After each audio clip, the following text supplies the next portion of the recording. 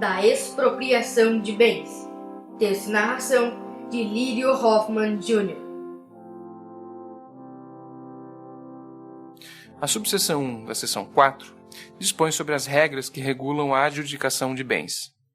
Em linhas gerais, pode-se conceituá-la como uma transferência coercitiva, por ordem judicial, do bem penhorado para o patrimônio do exequente.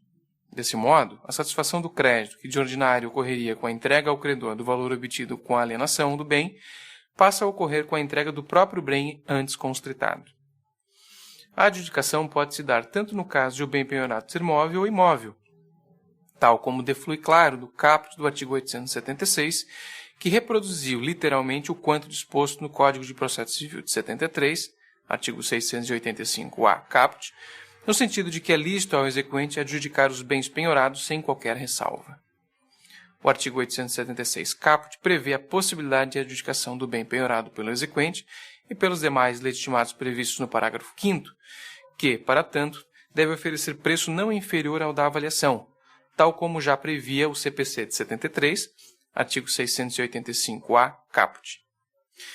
Se, por alguma das razões constantes no artigo 871, não tenha ocorrido a avaliação no processo, o critério deverá ser, de todo modo, o valor fixado ou homologado pelo juiz.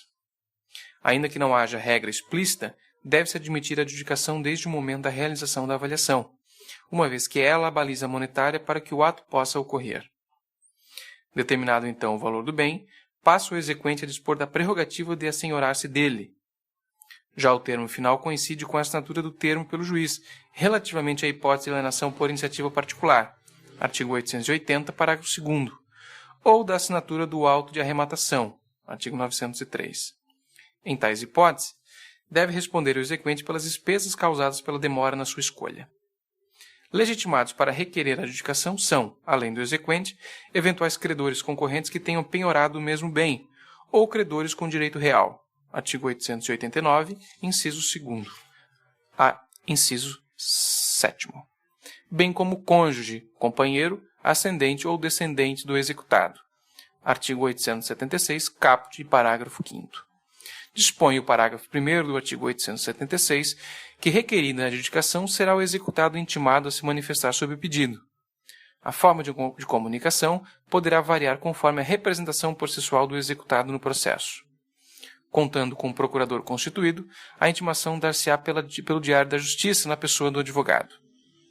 Acaso o executado esteja representado por defensor público ou não tenha procurador constituído nos autos, a intimação deverá ser realizada por carta com aviso de recebimento. Finalmente, poderá a intimação ocorrer também por meio eletrônico, acaso seja o executado pessoa jurídica, artigo 246, parágrafo 1º, e também não esteja representado por advogado devidamente habilitado. Em qualquer caso, a semelhança do que sucede com a hipótese prevista no artigo 274, parágrafo único, alude o parágrafo 2º que o executado deve manter atualizado seu endereço nos autos, sob pena de ter-se por válida a intimação encaminhada ao antigo endereço. O Código, no mesmo dispositivo, parágrafo 3º, de ser dispensável a intimação do executado que fora citado por edital quanto ao pedido de adjudicação, acaso não tenha procurador constituído nos autos. Cuida-se, a nosso sentido, de medida salutar que visa resguardar e prestigiar a celeridade e a efetividade processuais. De outra quadra, a efetivação da adjudicação pode acarretar consequências diversas à sorte do processo, conforme se trate de bem mais ou menos valioso que o valor do crédito perseguido. Acaso seja o valor do crédito inferior ao valor do bem penhorado, a adjudicação deverá ser precedida do depósito pelo exequente da diferença verificada. Parágrafo 4º, inciso 1º. Efetivada a adjudicação, com a entrega da diferença ao executado, o processo de execução deve ser extinto. Por outro lado, se o valor do bem a ser adjudicado for inferior ao crédito reclamado, deverá a execução prosseguir pelo saldo remanescente. Parágrafo 4º, inciso 2º. O artigo em tela cogita ainda da possibilidade de concurso de pretendentes à adjudicação. Nesse caso, determina o parágrafo 6º a realização de uma licitação simplificada, adotando-se como critério inicial o maior preço, e, nesse caso, o exequente concorrerá em igualdade de condições com os demais interessados. Em caso de igualdade de ofertas, a preferência será dada ao cônjuge ou ao companheiro e, subsequentemente, ao descendente e ao ascendente. O parágrafo 7º, de seu turno, trata da hipótese de pedido de adjudicação de cota social ou de ação de sociedade anônima de capital fechado. A princípio, nenhum impedimento incide ao pedido de adjudicação, mas a lei resguarda, de plano, a prioridade de outros sócios ou acionistas na aquisição da cota ou da ação. Assevera o dispositivo que, feito o pedido de adjudicação, a sociedade será intimada a consultar seus sócios ou acionistas, que terão, assim, prioridade na aquisição. O pedido de adjudicação acarreta a instalação de verdadeiro incidente processual. A decisão acerca do requerimento de adjudicação deverá ser proferida decorrido o prazo de 5 dias após serem providenciadas as intimações e resolvidas eventuais questões. Artigo 877, caput. Trata-se, pois, de decisão interlocutória, que resolve o incidente, desafiando o agravo de instrumento, nos termos do artigo 1015, parágrafo único.